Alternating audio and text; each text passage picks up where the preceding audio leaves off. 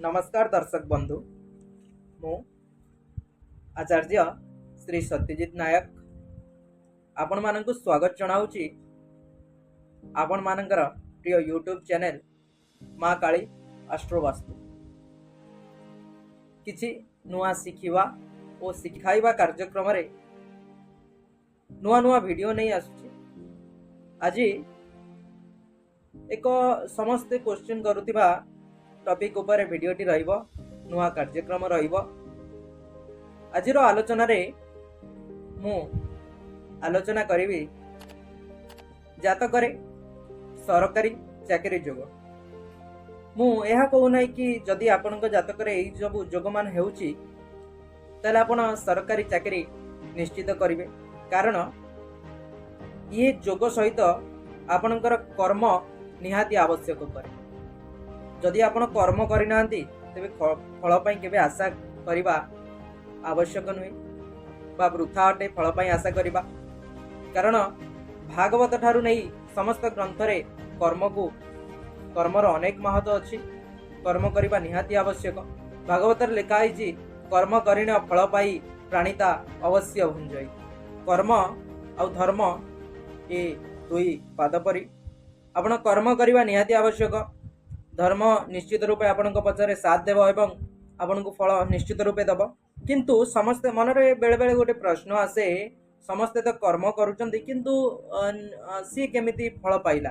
निश्चित रूपे तार धर्मर किछि आस्था अछि बा तार भाग्यर किछि साथ देई थाए। आपण मध्य अनेक लोकंगटारु सुनिथिबे ता भाग्य बल रे सी आज एते बाट पहुंची जाईछि। तेणु भाग्यर मध्य निहाती गुरुत्व अछि, ताहाको आमे केबे मना करि परिबा नाही। सेई कथा को नहीं आज आलोचना करिबा। हमकु कर्म करिबा आवश्यक, फल पाई आमे परे उत्साहित हवा बा इच्छा करिबा। तेणु आज मु आलोचना करूची, अधिक समय न नहीं आलोचना आज करूची जातकरे सरकारी चाकरी जोग बा निश्चित रूपे यही सब जोग मान थिले आपनको धर्म आपनको साथ देव, आपनको भाग्य आपनको साथ देव एवं आपण अल्प परिश्रम करिबा आवश्यक। बिना कर्म रे कोनोसी फल को आशा करिवे नाही किंबा फल प्राप्ति होई परिबो नाही बिना कर्म रे। सी एक अलग टॉपिक हेबो। जदि आमे आलोचना करिबा तेबे निश्चित रूपे कर्म करिबा एवं एई सब मान जोग मान देखिबा। आपनको जातक रे सरकारी चाकरी जोग हेउची कि नाही जातक माध्यम रे ता आमे आज देखिबा। किंतु कर्म करिबा निहाती आवश्यक। सर्वप्रथमे मु कर्म को प्राधान्य दबा को चाहिबी। आपनको निश्चित रूपे कहबी कर्म करि चलंतु एवं ता सहित एई फल मान देखंतु। जदि होउची तेबे आपण करि परिबे सरकारी चाकरी बा बहुत लोक आसी बहुत एज हेलानी से माने मध्य चाकरी करि पारु नांती, सरकारी चाकरी करि पारु नांती। तेणु जातक माध्यम रे एनालाइज करी हमें जानि परिबा ए लोकटीर सरकारी चाकरी जोग देखौची ना से एमिति परिश्रम करी करी करी करी फलकृत हेबो नाही ता हमें जानि परिबा। अनेक दिनरु चाकरी पय आशा करी अछंती किंतु चाकरी करि पारु नांती। तांको जातक रे ए सब जोग मान होउची कि नाही हमकु मध्य देखिबा को पड़िबो।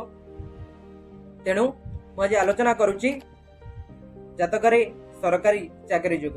आलोचना करने को पूर्वर प्रथमे मु कारक ग्रह मान कथा देखा चाहिए। मुख्यतः रवि और मंगल, कारण रवि होउचंदी निजे राजा, रवि निजे गवर्नमेंट। तेणु रवि एवं मंगल स्थिति, मंगल निजे एडमिनिस्ट्रेटर मालिक बा मिनिस्टर ग्रह चक्र मंगलकर स्थिति देखा पड़ो। किंतु आपण जातक रे जदि लग्न अनुसार तार कारक प्लानेट तो समस्त हो पारे, किंतु मुख्य कारक प्लानेट अटंती रवि मंगल, अन्य ग्रह माने समस्त ग्रह कारक प्लानेट अटंती। ता सहित आपणकर भाव को देखा पड़ो। भाव देखा पूर्व मु आपको जन देवा चाहिए लग्न को निहाती रूपे देखा आवश्यक। शरीर देखिले ही आपण सुस्थ मानसिकता तथा आपण विषय आम जापर लग्न भाव। लग्न सहित आपण पंचम भाव को देखा पड़ो। पंचम भाव आम जहाँ को शिक्षार घर बोली कहीता, शिक्षार भाव कहीता। तेणु आपण जदि पाठ न पढ़ी कर्म जदि न करि तेबे फल मध्य पाई परिबे नाही। तेणु आमको पंचम घर टी देखा पड़ो। ता सहित नवम घर को देखा पड़ो, कारण नवम स्थान आपण पितांग स्थान, आपण भाग्यर स्थान होता है नवम स्थान, धर्मर स्थान होता है नवम स्थान। तेणु आपन को नवम स्थान मध्य देखा पड़ो। ता सहित आपन को प्रोफेशन स्थान को देखा पड़ो, जहाँ को आम दशम भाव बोली कही था। प्रोफेशन वृत्तिर घर बोली आमे कहिताउ।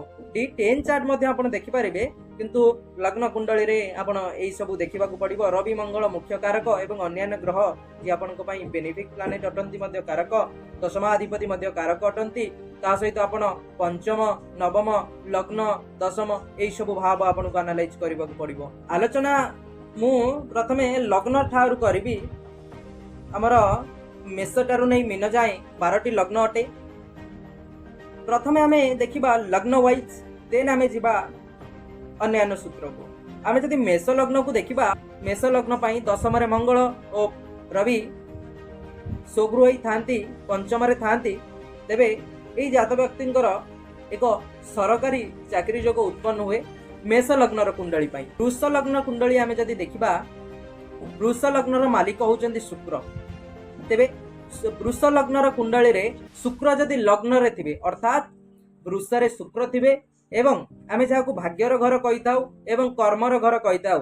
वृष लग्न रो नवमाधिपति दशमाधिपति समान अटंती। नवम रे किंबा दशम रे स्वगृह है कि जदि शनि थिबे, तेबे मध्य जात व्यक्ति एक सरकारी चाकरी करिवार जोग होइताय। किंतु पुणी थरे कहबाकू चाहिबी, कर्म करिबा निहाती आवश्यक, परे फल कथा चिंता करिबा कर्म निहाती आवश्यक अटे। मिथुन लग्न पई बुध रवि जदि एकत्र बुद्धादित्य जोग करी एकादश गृह रे थांती, आय घरे थांती, तेबे मध्य गोटे राजयोग सृष्टि होइता। एवं रवि जदि दशम रे रुहंती, तेबे मध्य सरकारी चाकरी रो गोटे जोग सृष्टि होइता। सेही परि आमे जदि कर्कट लग्न कथा देखिबा, चंद्र जे कर्कट लग्न रो लग्नाधिपति अटंती, सी एकादश गृह रे थिबे एवं बृहस्पति सप्तम गृह रे थिबे, तेबे मध्य कर्कट लग्न पई एक सरकारी चाकरी रो जोग सृष्टि होइता है। आमे जदि सिंह लग्न कथा देखिबा, तेबे सिंहर नवमाधिपति सिंह लग्न रो नवमाधिपति मंगल अटंती। जदि नवमाधिपति लग्न को आसीथिबे एवं लग्नाधिपति नवम को जाइथिबे, अर्थात सरल करबा को जाई नवम रे रवि एवं लग्न रे जदि मंगल थांती सिंह लग्न पई, तेबे मध्य सरकारी चाकरी रो गोटे जोग सृष्टि। सेही परि आमे जदि कन्या लग्न को देखिबा, कन्या रो लग्नाधिपति अटंती बुध, जे दशम स्थान रे थिबे एवं चंद्रमा जदि एकादश स्थान रे थांती, तेबे मध्य कन्या लग्न रे सरकारी चाकरी करिवार चांसेस थाए। तुला लग्न पई आमे जदि देखिबा, शुक्र नवम रे एवं बुध सप्तम रे ओ रवि प्लस चंद्रमा बा रवि युक्त चंद्रमा जदि दशम घरे थांती, तेबे तुला लग्न रे सरकारी चाकरी करिवार चांसेस बढ़ी जाई थाए। जदि हमें बिच्छा लग्न देखिबा, बिच्छार अधिपति मंगल अटंती।